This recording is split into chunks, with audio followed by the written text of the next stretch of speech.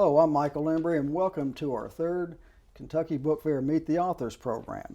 Now, the Kentucky Book Fair is a few weeks away, November the 14th, from 9 a.m. until 4:30 p.m. at the Frankfort Convention Center.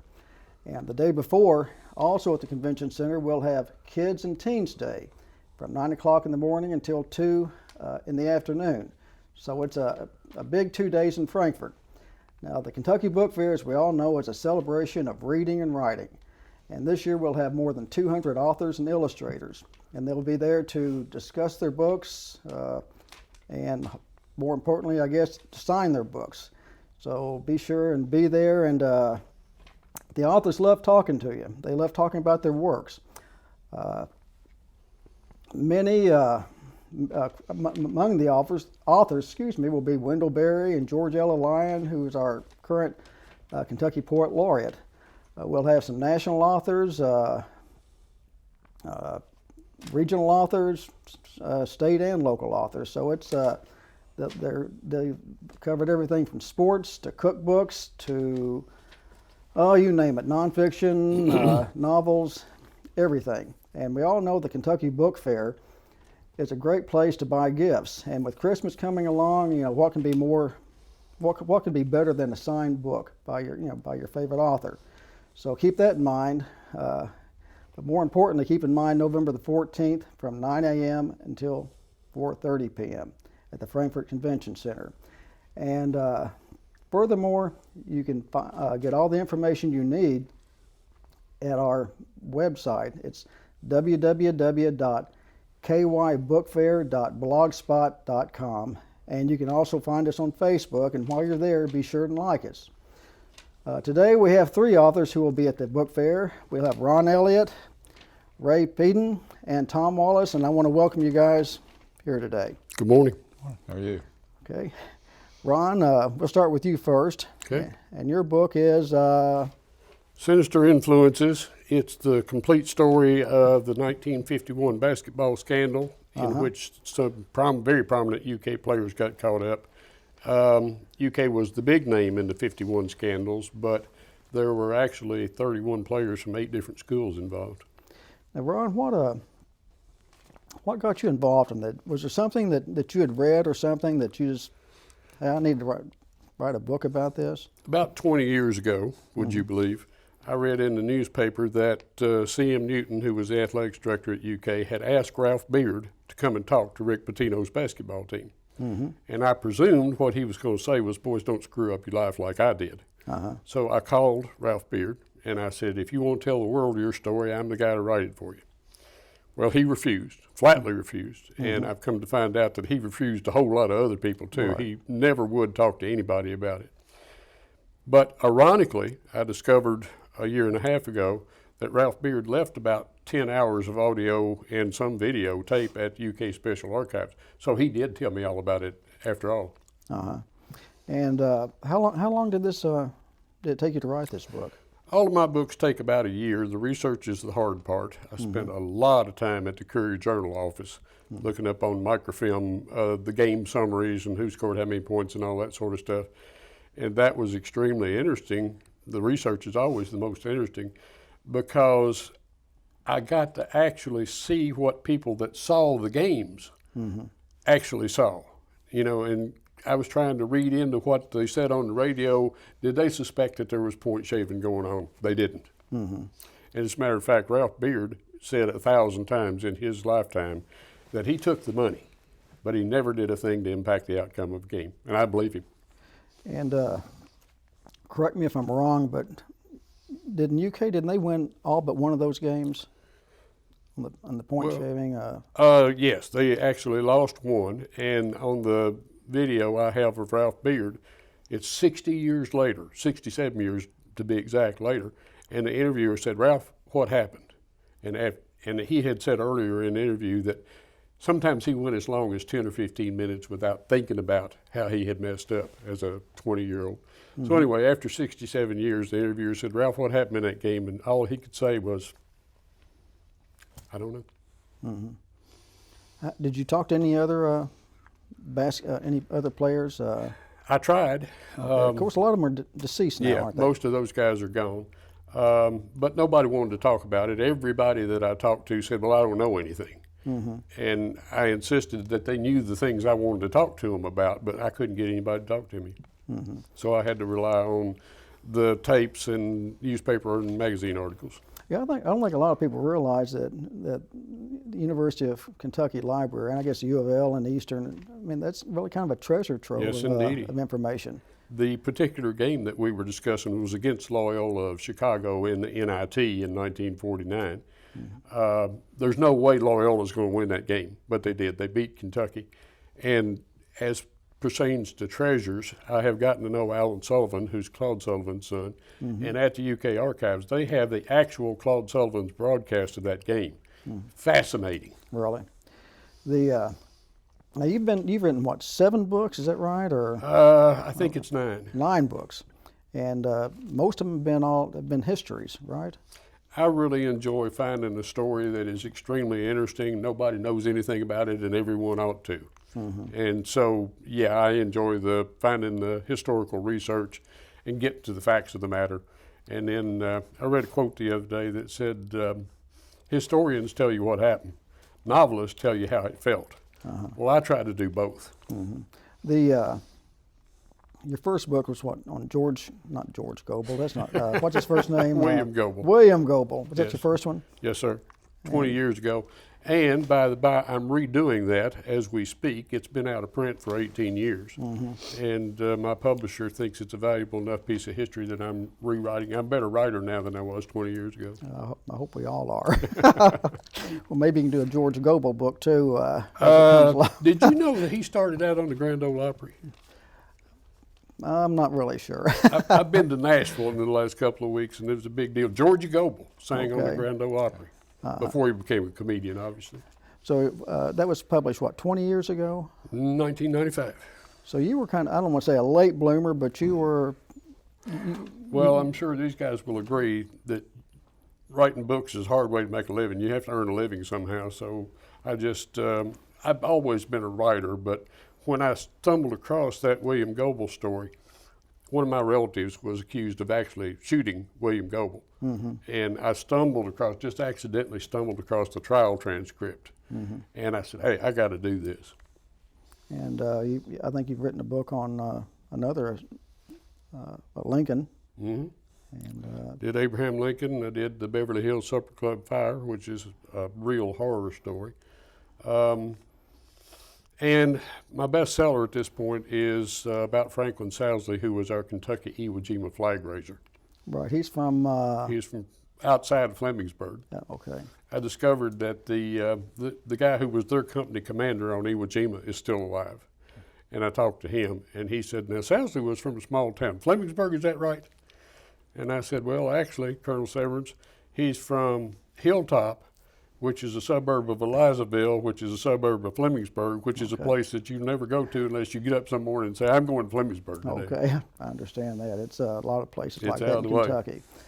You're from Stanford, Originally, yes, sir. and you live in Nelson County or Bardstown? Live in Bardstown, America's most beautiful small town, and it is a pretty place. It is a pretty place, yeah.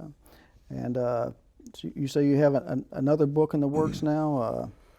Well, I'm redoing Assassination at the Okay, State that. House, and that's a lot easier than it was originally because most of the research is already done. But then I've got another story I need to write too. You plan to get any more sports histories? Not unless I run across something that, James A. Michener is my literary hero. And one of the things that Michener said is, quote, all good books are written in a fever. So you have to have the fever. Yeah. Let me ask you one other thing. You've been to several book fairs, right? Yes. What do you like about the Kentucky Book Fair? I like that it's an opportunity to meet motivated readers. People come to the book fair because they enjoy books, they enjoy reading, and it's just a real treasure to be able to speak with someone that's there because they want to be. All righty. Well, listen, I wish you all the success at this year's book fair. Well, thank you, sir. And our next guest is Ray Peden. And Ray, you're a first-time novelist? Yeah, these guys are the pros. They've got a bunch of books out, and I'm just a newbie. But I guess when I was a kid, I was always doing the creative things, the writing and cartooning and drawing pictures, but then I had to seek a career, and I couldn't afford to go to college as an architect, so I decided to be an engineer, which is not that creative. Right. And then land developer and those kind of things. It was a good career, but I always had my heart in the artistic ventures, and even through that career, I probably designed and built 30 or 40 custom houses, and wrote songs that I put in the drawer and wrote stories, but never for fun. And once I retired, I decided it was time to go ahead and follow the things that made me happy. And I love to read suspense thrillers, and I decided to write one. So I started on this journey of learning how to write, and I thought I was a good writer. I was really always very good with words, but that's just 10% of it. You have to learn how to structure a story and lead the reader through the story. So it took me about 4 or 5 years to learn enough to feel confident to publish. And this first story, it's gotten extremely good comments and reviews from the folks that have read it, and it's been mostly local so far. But it's a suspense thriller if you like Jack Reacher, and if you like those kinds of active, deep emotional books that draw you in, make you turn the pages, you'll like this guy. And this is what, 1/10 of the Law is the name of your... Right, 1/10 of the Law. And how long did it take you to write? You say to learn the process of writing took 4 to 5 years. It took 4 or 5 years. But once you got into it? 30 or 40 manuscripts probably before I finally got where I liked it. But now that I've learned it all, no, I've learned the basics of how to structure the story and the things you have to do to make the reader want to turn the page. Other than the story itself, I believe I could turn out a book a year. So this is the first of a series. Jack Reacher's got 10 or 12 books in a sequence. Of course, Lee Child is a multimillionaire, and I'm not. But this is the kind of character that'll draw you in. And everybody who's read the book has said, they don't ask me, when am I going to start the new book? They say, what's Patrick Granger going to do next? Right. So that means they're invested in this character. They're involved in his life. They feel empathy for him, and they feel a lot of his tragedy and his and what he's overcome and his personal trials and successes. It's a pretty exciting book. Quite a few authors. You mentioned Lee Child's. There's a guy here in Kentucky, Bill Noel. He's written it's called the Folly Beach Mystery Series. Bill's a good friend of mine. And he's also got 10 more books out than I do. And I think that they would all say that they build on each book. They feel like maybe the next book's a little bit better because it's a learning process as well. Yeah. Have you started your second one yet? I've got the first couple chapters down, and I generally have it all plotted out, but as I found in this story, I'll have a general plan for what the characters do, and I'll put them on the page. This is what Stephen King said. He puts his characters on the page, and then he just watches what they do and writes it down. Well, I thought that was a bunch of baloney, but sure enough, I'd get to certain scenes, and I'd put the characters on the page, knowing full well how I was going to have my character behave and what the other antagonists were going to do. And sure enough, they did something different. I just had to write down what they did, and some of it surprised me. They do take you places you didn't. They do, and some of my best scenes came at the last second when all of a sudden one guy would change the aim of his gun to another location, and all of a sudden something happened that I didn't even dream of. And those were the scenes that the readers have said they liked the best. As a writer, that is enjoyable. That is fun. I think it's part of the joy of writing. It just it's an adventure, and you're discovering the characters themselves yourself. It's and I think a lot of fiction writers they see themselves as part of one of their characters. Well, I see myself as part of Patrick Granger, except I'm the hero that never killed anybody and could never be heroic. He lives out the fantasy of the guy that I always wanted to be. Oh, okay. Now, have you been to the book fair before? I mean, as a patron? Yeah. Yes, I have. And I guess are you a lifelong resident of Frankfort, or? Yeah, born and raised here. So have you been to quite a few of these, or I've not been quite a few, 6 or 7, 8 maybe. Do you enjoy it? I do enjoy it. One thing I liked about my story, it was I just had to decide whether I wanted to involve Kentucky settings and Kentucky people. And I thought that might turn people off because they might say that's gratuitous, but then I figured they had to be from someplace. So probably half the book is set in Frankfort and Lexington and Louisville. Some parts are in Kuwait, some parts are during the war, some parts are in Richmond, Virginia, where the final climax comes. But the people have really enjoyed having that connection, and one of my characters is the editor of the Frankfort State Journal, where I had to change the name, of course. But and they see places and scenes that they've been before, and that's not turned people off. It's made them energized about the book. So I think I'll keep Kentucky as a kind of a homing ground for my character. Well, you write what you know about, and you know Kentucky, and Tom Wallace. He's written what, 5 or 6 mysteries, and I've had my 7th novel will be out in 4 to 6 weeks, and that's the 6th one that features Lexington detective Jack Densler. And I also did one called Heirs of Cain, which is about Vietnam and an assassin. But yeah, I use all the Lexington. I mean, I use my favorite place in Lexington. I shouldn't say this, is McCarthy's Irish Pub, and that scene. There's scenes in there, Paisanos, O'Neill's. So yeah, I use local, and people love that. They really connect with the story because here you're talking about the place where you live, and these people, they know that, and like you said, it energizes the readers. And speaking of places where you live, your book is the Golden. It's called Golden Glory. It's the history of Central City High School basketball, where I graduated from, Central City High School, and I contributed 8 points in my varsity career. So, Really? as you can tell, I'm a lot better writer than I was a basketball player. But when Central City consolidated and closed its doors in 1990, it had won more basketball games than any high school in Kentucky, and the second most number of wins of any high school in the United States, second to Centralia, Illinois. And that's with like 9 or 10 years of records from 1910 to 1922 or 23 that we don't have. So we were the winningest high school basketball program in Kentucky when we closed our doors. Not bad for a small coal mining community that never had more than 45 or 50 students in a graduating class.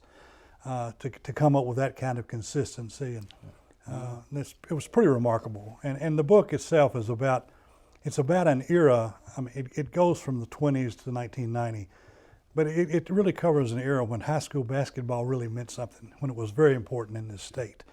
We used to be a basketball state. We're not anymore. We're now a University of Kentucky basketball state. But back in the 40s, 50s, 60s, 70s, even into the 80s, high school basketball meant something. And so if you read about Central City's history, you're going to run into, on a Saturday afternoon in 1945, Central City played against Wawa Jones in the morning, Ralph Beard at night. So you're playing against, in 45 to 49, you played against Beard, Jones, Cliff Hagan, Frank Ramsey, and Bobby Watson. 5 guys that all scored more than 1,000 points at UK, all won at least one NCAA championship, and 4 of them were played professionally. And you get into the 50s, Kelly Coleman, and it's just the list of great players that Central City played. So if you enjoy basketball, the history of high school basketball, obviously it's about Central City, but you're going to run into a lot of names, a lot of schools of people that you're very familiar with. Of course, Corky Withrow. Corky was the greatest player ever in Central City, Muhlenberg County, and one of the greatest players ever in the state of Kentucky. And the other towering figure in Central City history is Peck Hickman. Right. Who was a great Central City first All-State player, great player at Western, and then of course made the Louisville basketball program what it is.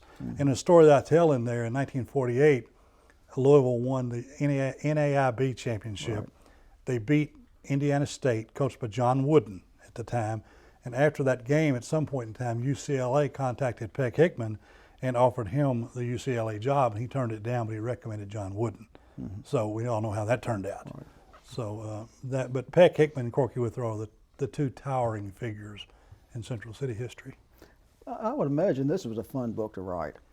I mean, it's a lot of work, a lot of research, but it's part of your heritage. And It is. I had uncles that played, and I played a little bit, but there was a lot of pressure too, because I wanted to do this right. Of any book that I've done, I've written 15 or 16 books now, fiction and nonfiction combined, and this is the one that more than anything, I just had to get this one right, because it was so close to how I felt, and so many of the people that are in this book are gone now. And they've got relatives that they want to read about what their fathers and grandfathers did. This is a book that should have been written 20 years ago, when so many of these people were still alive. But fortunate enough that enough of them were around, and I knew enough and had heard so many of these stories all my life. I had two uncles that were just great storytellers. Now, how much was truth and how much is fiction, we don't know. But the very first word in this book is legend. So there's a lot of there's a lot of myth in there, I'm sure, but it's a lot of fun stories, and not just the games, but different profiles of different people, different situations.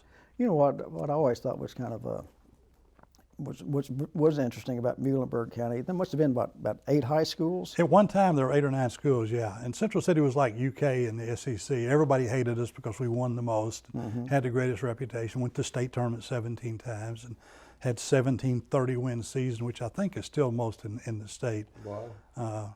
And 51 20-win seasons. So we weren't really well liked in Muhlenberg County, but that's okay. People ask me where I'm from, I say Central City. I never say Muhlenberg County because, Muhlenberg County, to me, that's the outskirts of Central City. But those were some great rivalries, and they were all kind of small schools. You had They were. Graham and Greenville and Greenville and Central City were the two bitter rivals. They hated each other. But you had Muhlenberg Central and Graham, Hugheskirk, Drakesboro, Bremen. A lot of, and at one time you had Drakesboro Community, which was a black school.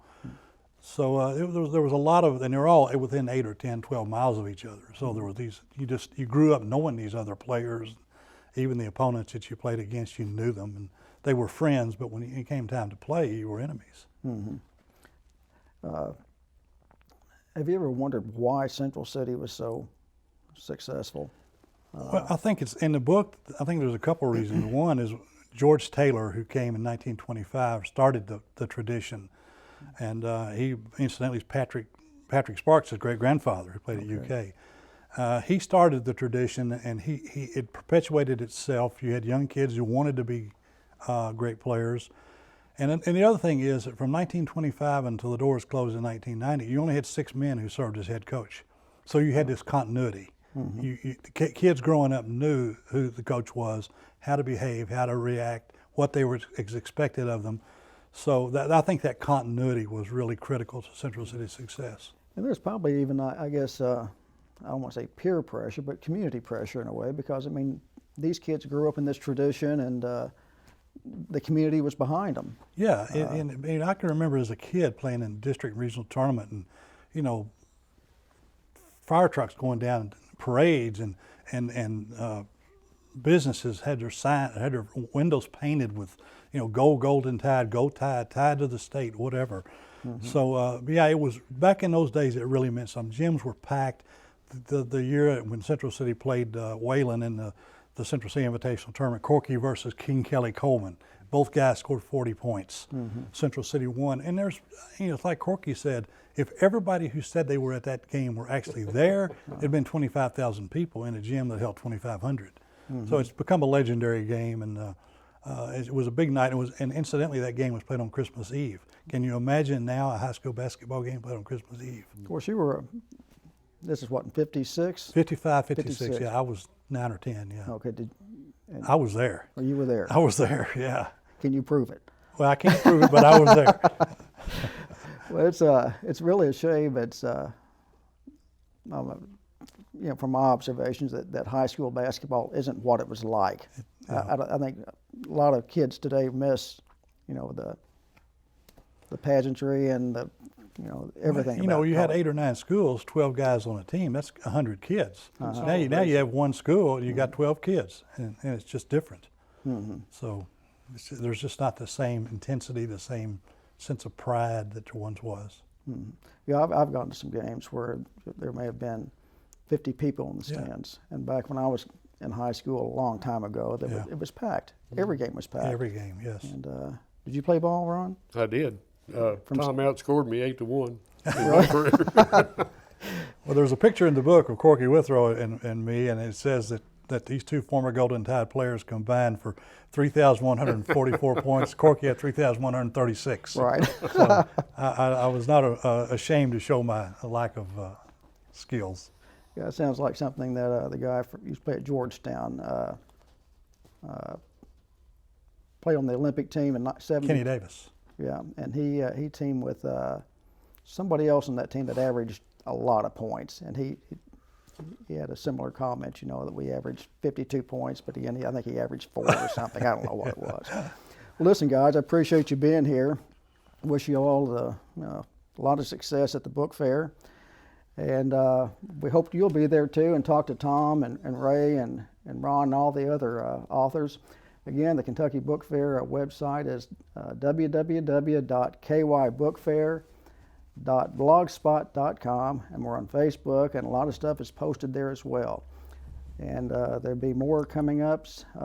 You can find your list of authors and everything else. So we look forward to seeing you next time, and more importantly, we look forward to seeing you at the Kentucky Book Fair on November the 14th.